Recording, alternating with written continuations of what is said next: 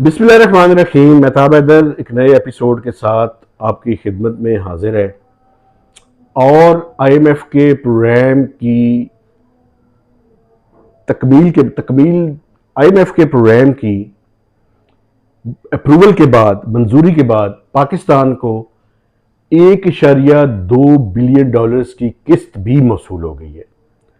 तो अब last 72 hours के अंदर पाकिस्तान के जो फॉरेन एक्सचेंज रिजर्व्स हैं उनमें 4.2 बिलियन डॉलर्स का इजाफा हो चुका है।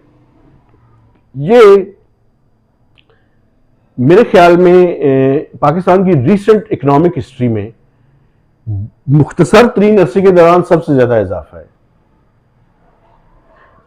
ये जब से कोई आईएमएफ का जो प्रोग्राम 2019 में शुरू हुआ, इतनी तेजी के साथ फॉरेन एक्सचेंज रिजर्व्स पिछले 3-4 सालों में नहीं बढ़े इतने मुख्तसर अरसे के दौरान कि सिर्फ 72 घंटों में 4.2 बिलियन डॉलर्स का इजाफा हो गया।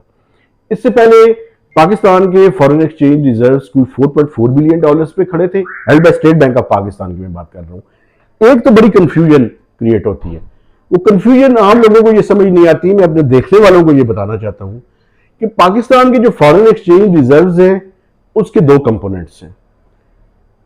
एक कंपोनेंट वो है जो reserves held by state bank of Pakistan है, और दूसरे वो रिजर्व हैं जो लोगों के पैसे फॉरेन करेंसी अकाउंट में कमर्शियल बैंक्स के अंदर पड़े हुए हैं।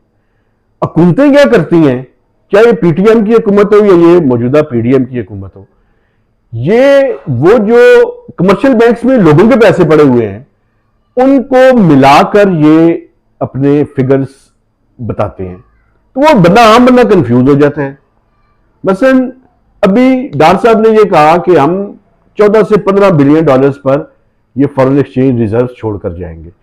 मैं जो आपको बता रहा हूं, मैं लोगों के पैसों को जो 5-5.5 बिलियन डॉलर्स है उनको नहीं गिन रहा इसके अंदर।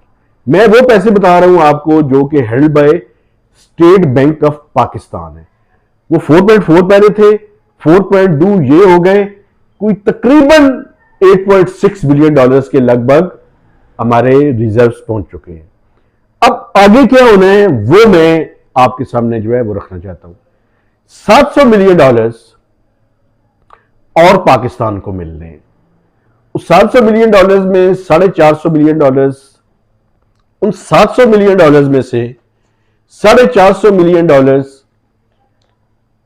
वर्ल्ड बैंक का एक प्रोग्राम है राइज 2, उसके तहत मिलेंगे, और 250 million dollars Asian infrastructure investment bank से मिलेंगे। तो 700 मिलियन डॉलर्स ये हो गए, और 1 बिलियन डॉलर हमें इस्लामिक डेवलपमेंट बैंक से मिलने की तवक्को है। उसकी अभी मोडेलिटीज पे काम जारी है, और वो जब तफसीलात आएंगी तो मैं आपके साथ उनको भी शेयर कर लूंगा। अब हुकूमत का टाइम फ्रेम आपको पता है कि बिल्कुल जाने के करीब है। तो अब देखते हैं कि इनका जब टेन्योर कंप्लीट होगा तो उस time state bank of Pakistan के रिजर्व्स कितने होंगे। मेरी प्रेडिक्शन ये है कि तकरीबन 9 बिलियन डॉलर के लगभग होंगे। डार साहब की प्रेडिक्शन ये है कि ये 10 बिलियन डॉलर्स के लगभग होंगे। तो 9 से 10 के दरमियान ये फॉरेन एक्सचेंज रिजर्व्स जो है वो छोड़कर जाएगा। और मैं आपको एक और बात बताऊं, ये रिजर्व्स की वही पोजीशन होगी जब पीडीएम की हुकूमत आई थी, तो foreign exchange reserves held by state bank of Pakistan उस टाइम थे। जो data state bank of Pakistan की वेबसाइट पर पड़ा हुआ है, वहां जाके आप देख सकते हैं कि जब अप्रैल में पीडीएम की हुकूमत आई और इमरान खान साहब के खिलाफ नो कॉन्फिडेंस की मूव हुई, उस टाइम स्टेट बैंक के रिजर्व्स 10.8 बिलियन डॉलर्स थे। तो पीडीएम ने जहां से शुरू किया था वहीं पे लाके इन्होंने अपने टेन्योर को कंप्लीट करने जा रहे हैं। अब देखना यह है कि ये 10 बिलियन डॉलर के जो रिजर्व्स है held by state bank of Pakistan, उसको टच कर पाते हैं या नहीं कर पाते। अभी तक वो रिजर्व्स तकरीबन $8.6 बिलियन पे खड़े हैं। तो अभी भी